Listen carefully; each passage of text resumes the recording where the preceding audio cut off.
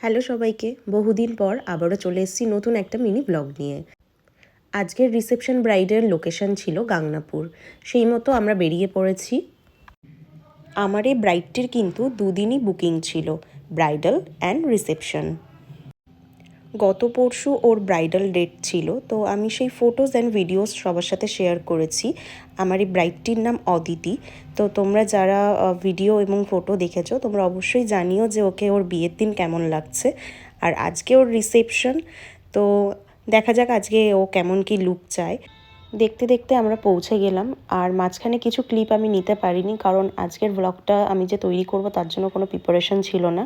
হঠাৎ করে গাড়িতে উঠেই মনে হলো যে একটা ছোট করে মিনি ব্লগ বানানো যাক।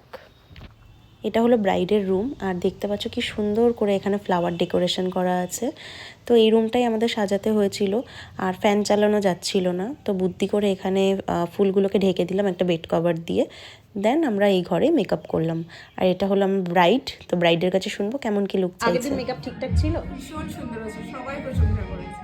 ওকে, থ্যাংক ইউ। তো আজকে হলো ওর রিসেপশন, চলো দেখা যাক আজকে কি লুক চাইছো বলো। পুরোটা তোমার উপর, আগের দিন খুব সুন্দর হয়েছে, আজকে তোমার।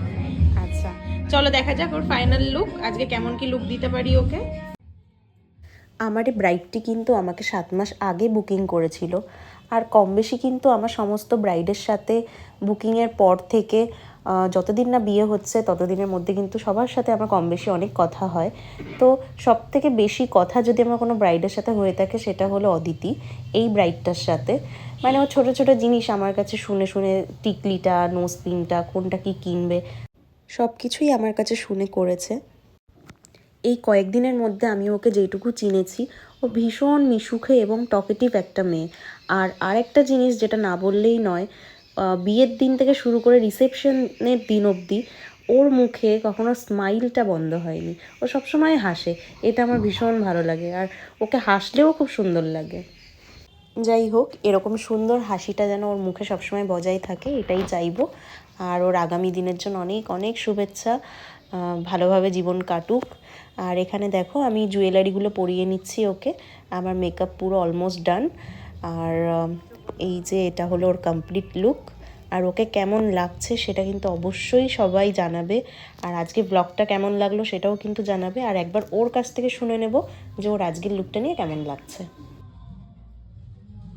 আজকে লুকটা আমার ভীষণ পছন্দ হয়েছে, আর দিদি নিজের মনের মতো করে দিয়েছে, খুব ভালো লেগেছে আমার। Thank you so much.